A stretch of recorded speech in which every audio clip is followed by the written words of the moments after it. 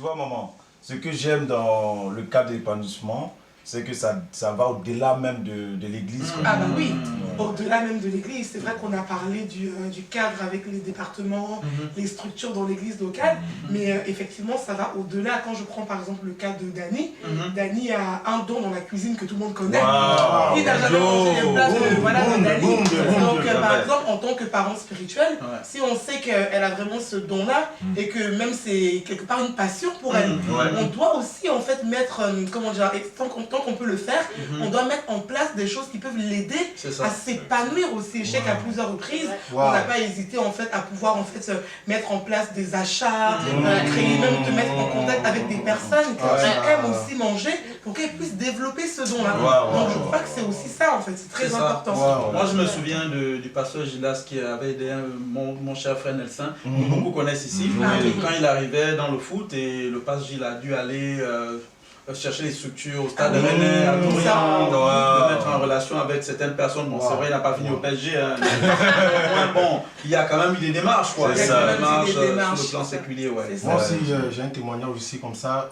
Quand je suis arrivé à la CEA aussi, et puis j'avais une période où je me posais des questions par rapport à mon choix de carrière. Et à un moment, c'est le pasteur Luis encore qui m'a accompagné en cela. Il m'a dit, postule au rectorat, fais comme ça, fais comme ça. Ça a pris du temps.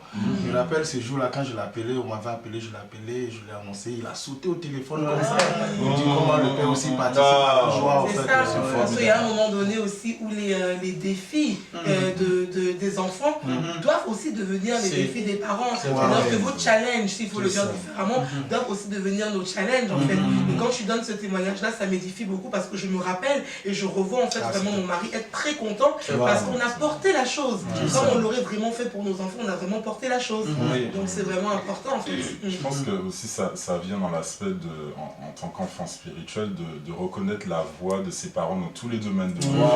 Parce que souvent en fait on limite le fait de reconnaître nos parents spirituels dans le cadre de l'église. Alors que ça va bien au-delà.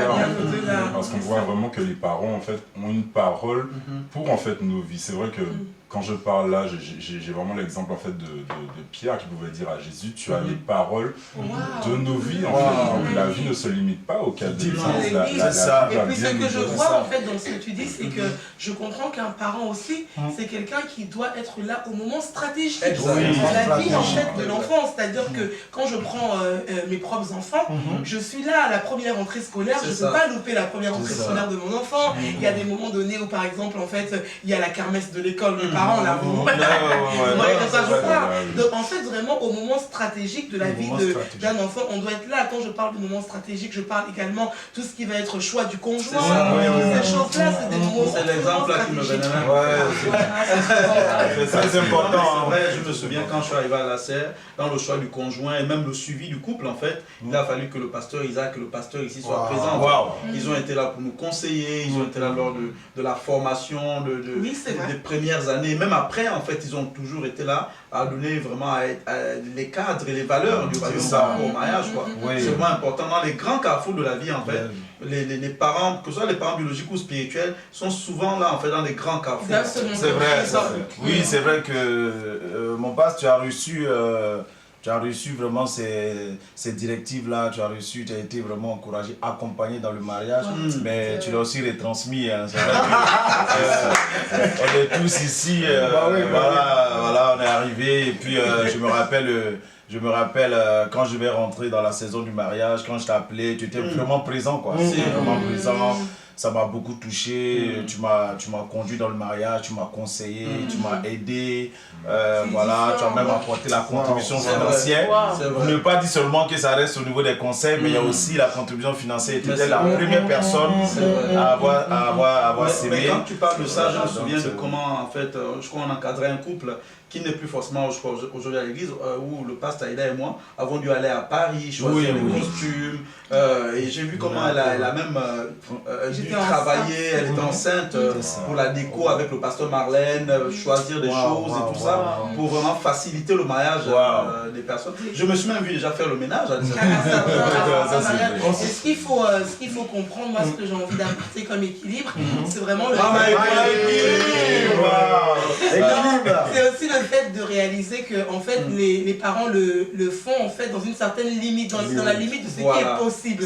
Parce que parfois en fait les personnes, enfin tout le monde a l'impression que voilà le pasteur doit être là pour moi, si je dois me marier, il doit être là. Si j'exige qu'il soit là à tel moment parce que peut-être pendant la nuit j'arrive pas à dormir, il y a un démon le pasteur doit être là. Et c'est important de dire que le pasteur en fait aussi comme on le sait a une vie, il se montre présent dans la limite du possible. C'est-à-dire en fait que voilà il va le faire, mais à un moment donné aussi où il faut compter et il faut croire, on revient encore à la confiance, dans le soutien moral. C'est vrai. Parce que parfois on ne peut pas forcément se montrer présent. Vous avez peut-être pour vous des parents spirituels, une mère, un père, mais on a plein d'enfants. C'est-à-dire que si on doit se montrer en fait pour chaque enfant de la même façon, ça peut être compliqué physiquement en fait, mais le fait d'apporter un soutien moral, le fait que par exemple Michael puisse savoir que non, si je vais du côté de la Martinique pour aller faire telle chose, j'ai vraiment l'accord de ma mère, elle est derrière moi, elle prie pour moi, c'est quelque chose qui doit déjà nous rassurer en fait, et de savoir qu'il est là. Et ça c'est très important. Je crois que tu voulais dire un truc tout à l'heure. Par rapport au carrefour du mariage, je me rappelle que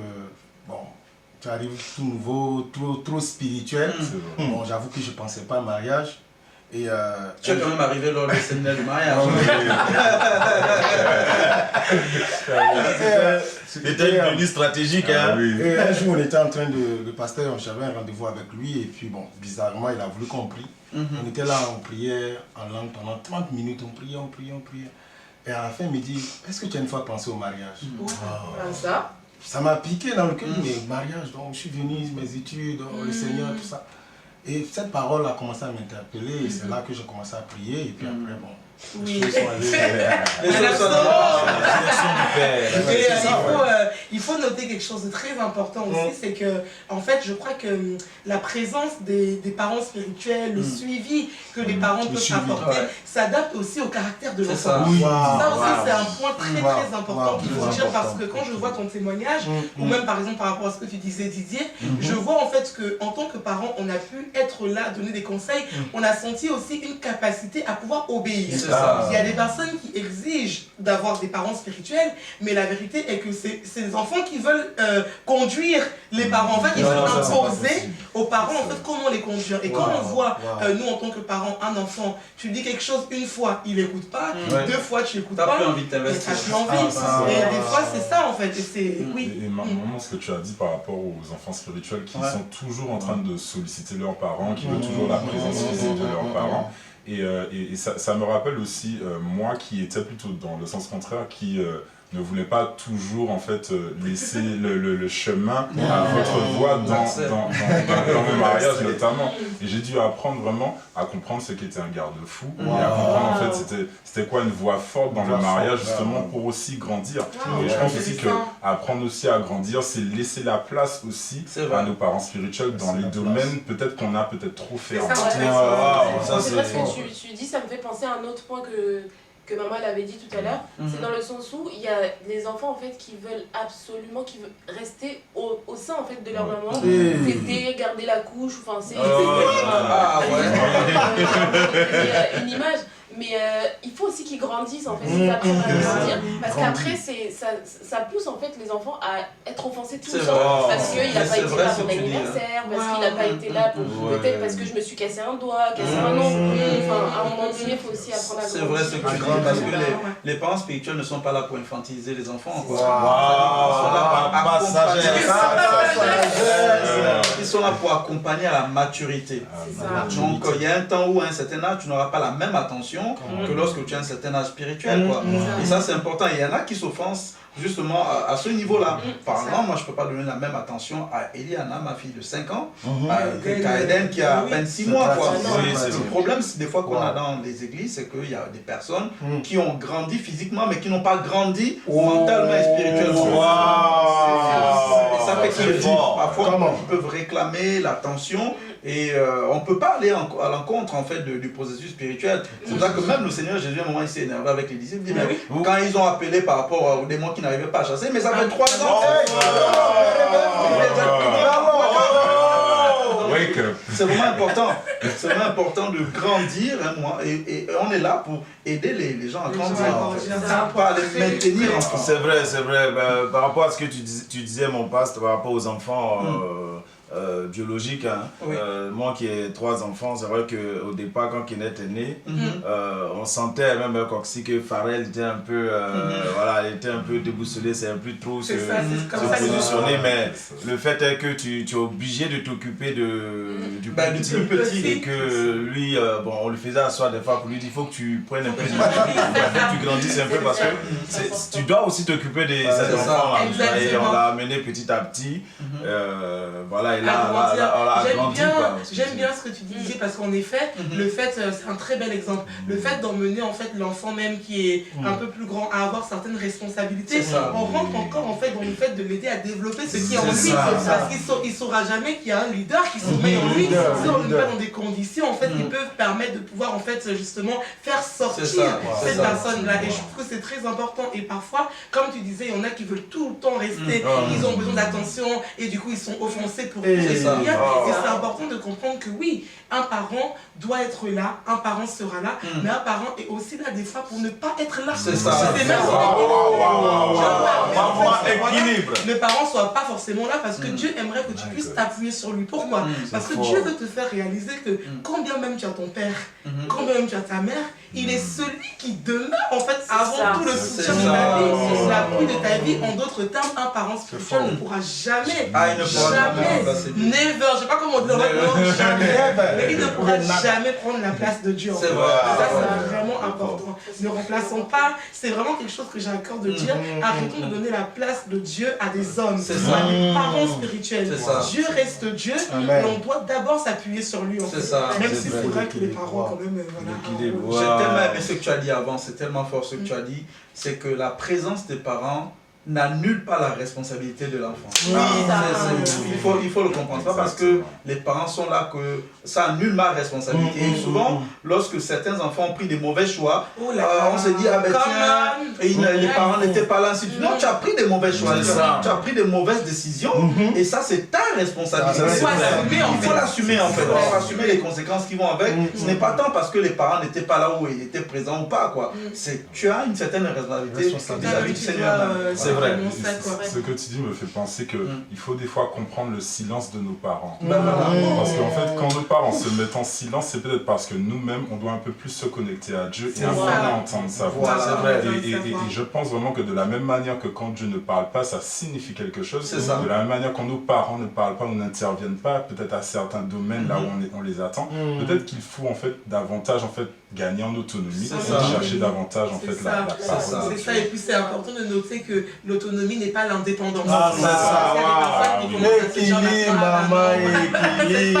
L'autonomie, c'est pas l'indépendance, c'est pas je fais ce que je veux, maintenant j'ai grandi. Non, je suis toujours en fait sous la couverture de mes parents, de Dieu d'abord, mais je suis capable de prendre certaines initiatives qui vont en fait dans le cadre de ce qu'on m'a, dans l'esprit de ce qu'on m'a enseigné. Et c'est vraiment important. Et j'aimerais pas qu'on puisse prier.